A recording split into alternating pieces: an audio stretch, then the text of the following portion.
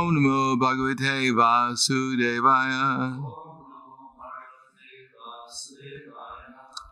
Bhagavad Gita as it is, chapter 15, Yoga of the Supreme Person, text number 17. Uttama Purushastvanya Paramatmate Udarita Yo Lokatrayam Avishya Vivatyavayam Ishvaraha Uttama Purushastvanya Paramatmate Udarita Yo Lokatrayam Avishya Vivatyavayam Ishvaraha.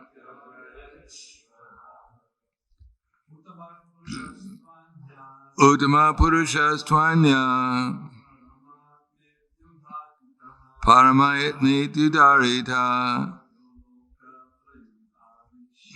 Yo Lokatrayam Avishya Vivatyavayam Ishvaraha. Tami. Uttama Purushastvanya Paramatmate Udarita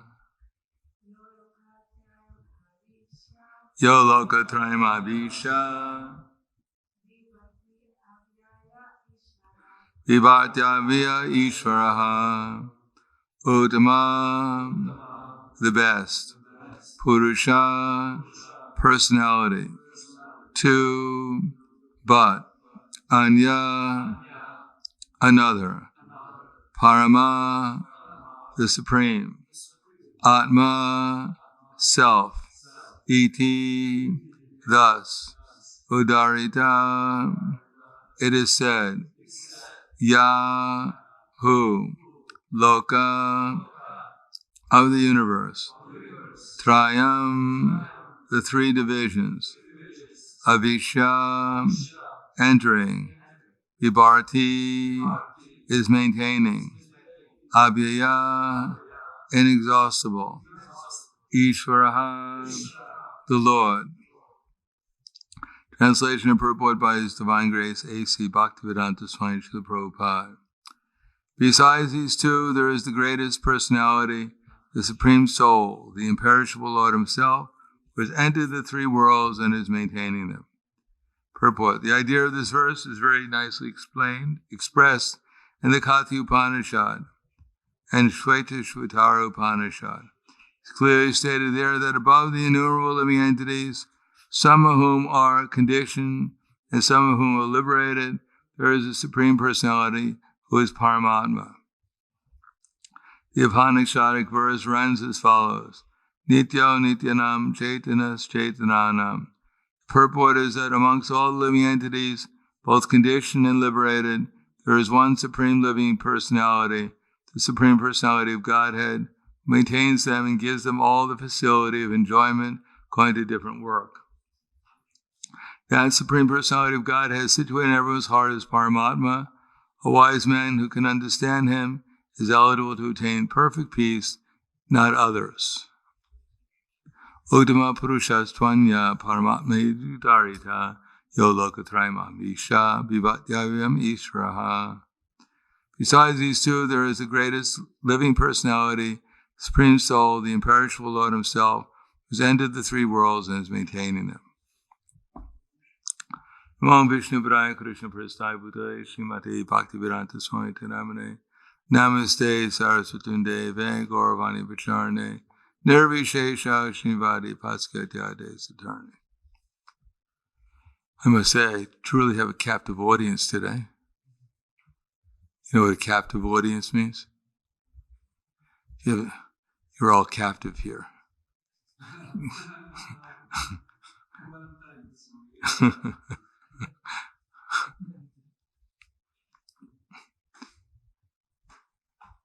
Now, if we just shut off the internet, you'll be really isolated.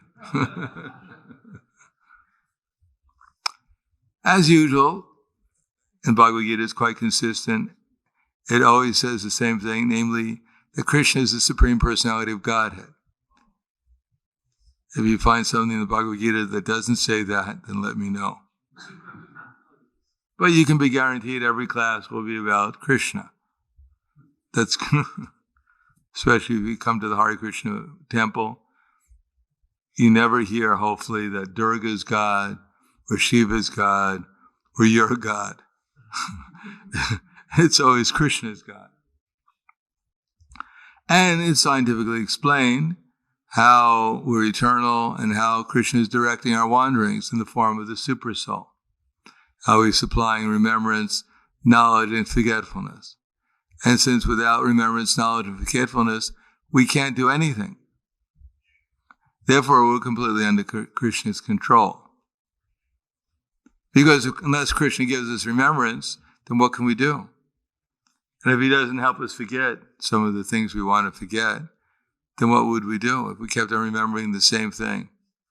All we could remember is, I am God, I am God, I am God. That would be very difficult to live because no one else would agree with us. And if we try to remember something like, where am I? We can't remember where I am. It would be very embarrassing. We can't remember our name. So asked, who are you?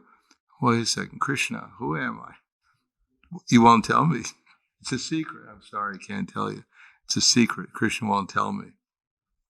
No, even to remember our name, we're depending on Krishna. As we can see, often we forget everyone else's name. So one day may come, we may even forget our own name. Krishna doesn't remind us. Sometimes people wake up, they can't remember where they are. So that's all Krishna's arrangement. The worst thing is we've forgotten who we are.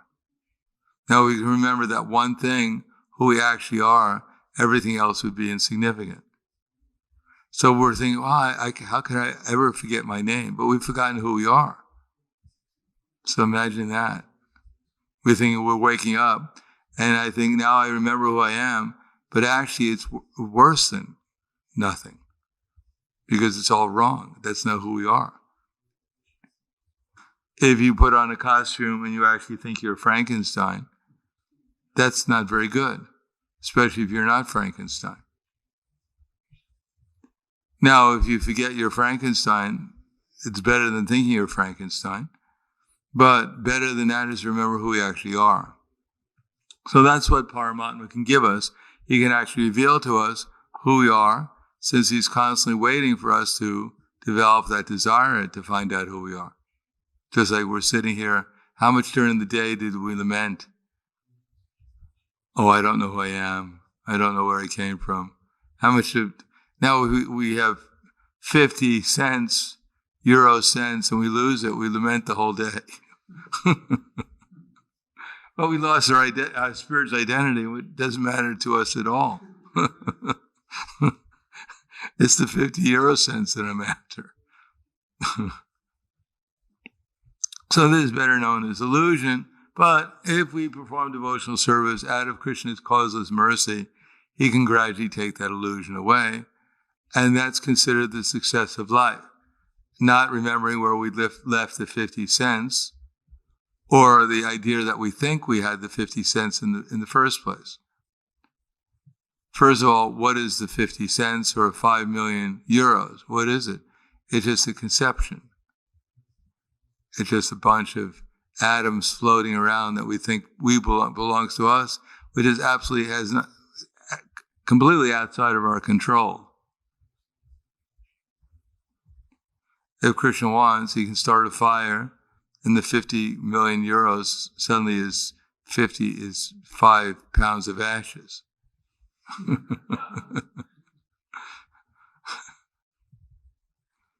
And not only that, but soon our whole body will be 5 pounds of ashes.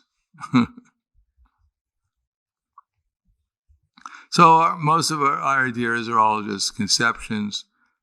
And only when we start realizing that actually I don't know who I am, I don't know who's actually, someone's controlling this universe, and I'm not personally aware of them. He's actually giving me remembrance, knowledge, and forgetfulness. And I'm remembering so many things, but I'm not remembering him who's giving me all these things. I don't know who I am. I don't know where everything came from. I don't know where I'm going after I leave this body.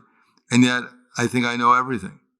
So better to not have so many identities, so we won't get so puffed up thinking I know so many things. You go to school and they give you a degree you graduated from, I don't know, they don't have high school here? They have high school. It's just called high school. And then they have college after that. And then they have postgraduate. So then you get all these degrees. I'm not an ordinary person. I'm an MA or BS, or I'm an MA, or I'm a PhD.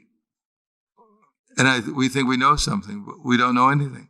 We just become more and more puffed up thinking we know something. Because we may know something, we may know how to change one group of elements of earth, water, fire, air into another group of elements, the same thing, and think we're actually changing things. But actually we're just changing the 5 basic elements into another form of the 5 basic elements. And whatever we change it into is going to disappear, just like the first 5 elements we had. First thing we had is going to disappear, and whatever transformations we have will also disappear. As long as ourselves, this body will disappear. Everything will disappear. One day there will be no Slovenia.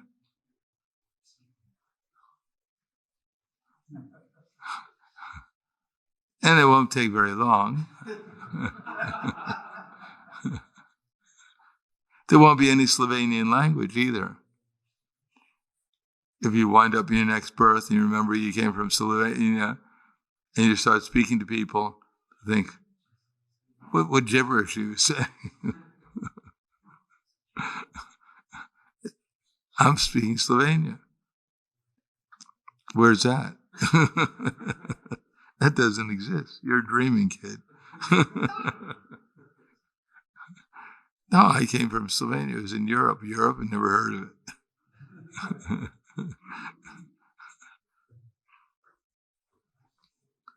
So the point is that we should understand that the only value of our life is how much we take shelter of Krishna, and everything else is pretty insignificant.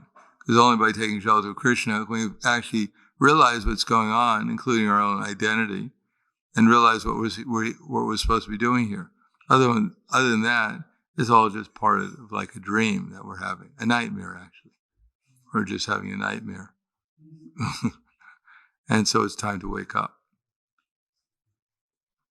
Okay, I'll stop there. Any questions? Yes.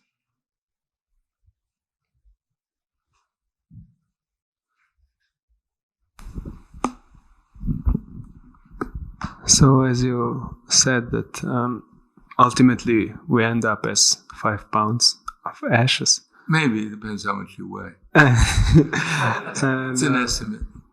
But still, this time in between that we have, everyone is just trying to serve this body and its expansions that it produces. So, but even though everyone sees that this is the ultimate end that everyone reaches, so why is it so? Like, what is the basis on it of it? Delusion. Because like if you look at it from like logical perspective, it's completely. People are not logic. Last thing people want is the last thing that people are is logical. Their whole existence is illogical. There's no logic to the whole thing. Because if there was logic, then people would be. Krishna doesn't allow people to be logical. He takes their intelligence away, otherwise they couldn't live here. I mean, the whole world is going on, completely under illusion. That is, as we know, for instance, people are madly in love, so-called in love with each other. But if you just peel their skin off, where the love goes away very quickly. Oh, I love you. Oh my God, what happened to you?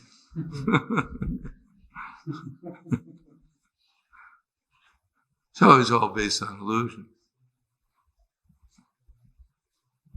Even this worshipful body, we saw it actually what actually was going on within it, wouldn't be so worshipable. But Krishna allows us to imagine and dream in various ways. It goes on in 8,400,000 species. The only real logical thing is Krishna consciousness. But how many people are interested in it? People that want to be an illusion. You try to wake them up, they'll become very angry. Or you're spoiling my dream.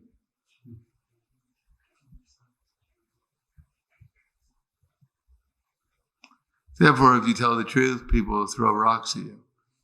And you lie and flatter them, then they'll say, oh, you're a great personality.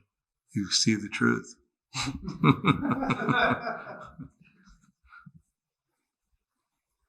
Anything else? The thing is, as Krishna says, Daiviyesha Gunamayi, as Krishna is all powerful, so he empowers his illusory energy in this world. Because that's what he does. So the illusion is practically as powerful as Krishna is in this world. And we want to be illusion.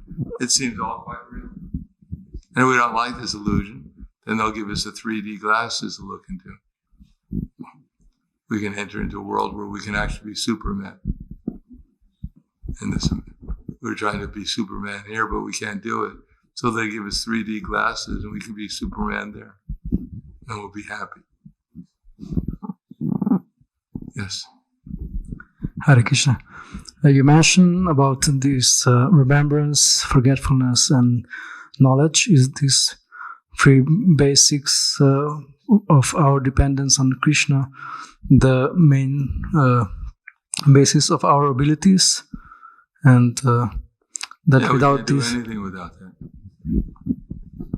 Unless everything we look at, we have to remember. If you look at the floor, you can't remember it's a floor. If you bump thinking it's the ceiling, then you'll be in a lot of trouble. My God, I'm going to fall. You grab the floor. That's a lot of people. They don't. Christians, because of their karma, they've lost their intelligence, and they may actually think that when they're sitting on the floor, they may imagine they're sitting on the ceiling. Anything's possible. we often take it for granted that just we take everything pop up for granted. Yeah. That's called Maya. So it is a good step just to maybe to every day just to say some thanks or this. Yeah, that's appreciated. Say thank you, Krishna. That's why we say Sharira, Vijal, and things like that. I don't think, yeah, of course the food's there. It's supposed to be there.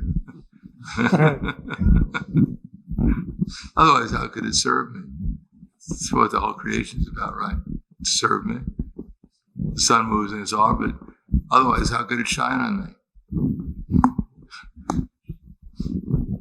We may not say that, but that's what we're thinking. We just take it all for granted. Of course, it's supposed to be there.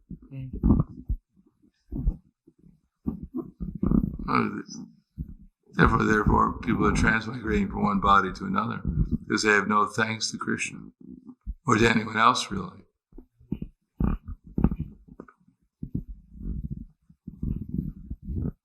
Anything else? Hare Krishna, there is one question on internet by Bhakta Marcel. Hare Krishna, please accept my humble obeisances. Is curiosity both for working of material and spiritual world good for our service to Krishna? Curiosity. Curiosity about what? Both for working of material and spiritual world good for our service to Krishna. Well, if you find out the principles of material nature, how it's entrapping us in the illusory energy, that's good. So we can avoid getting trapped. But if you're curious about the material world, it said that curiosity killed the cat. That's why we're here in the material world. We're curious. what it would be like to mix this alcohol together with that one. What will be the effect? Everyone's curious. That's what we're here. We're curious. That gives us the impetus to have different experiences in the material world.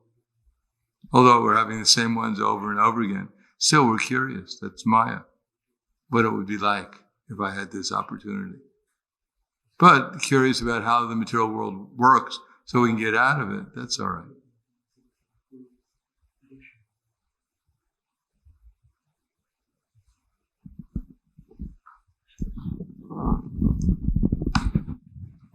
Hare Krishna Maharaj.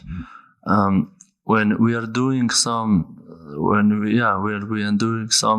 attempts of devotional service according to the instructions of our acharyas, are we also in the illusion when we are doing this, or? Yeah, we're always in illusion, but we can try to become Krishna conscious. As Giriraj Maharaj was walking with Srila Prabhupada on the beach of Juhu, and Prabhupada made a point, and Giriraj Maharaj says, "Thank you, Prabhupada. I was in Maya. I didn't understand." And the Prabhupada said, "Well, you're always in Maya."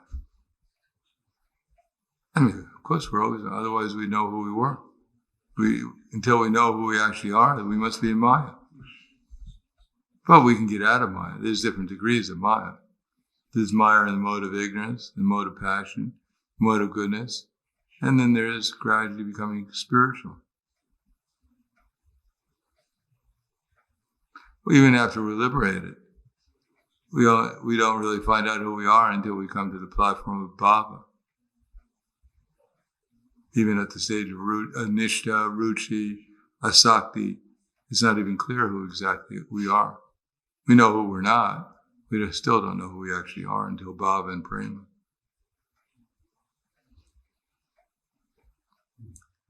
Anything else? Yes.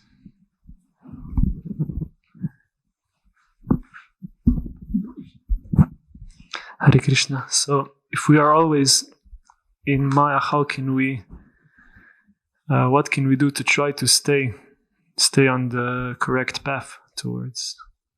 Chant Hare Krishna, read Prabhupada's books, worship the deities, serve the devotees, and try to make our existence spiritual wherever we are. Preach the message of Chaitanya Mahaprabhu. Engage this body, mind, and words in Krishna's service, and just by that desire to do that, then Krishna will gradually help us make spiritual advancement. We have to desire to engage ourselves as Krishna's servants under the directions of his representatives, and then Krishna will help us and give us the intelligence how to do it better and better. Anything else? Thank you very much. Grantaraj Srimad Bhagavad Gita Ki Jai, Srila Prabhupada Ki Jai, Gaur Premanande.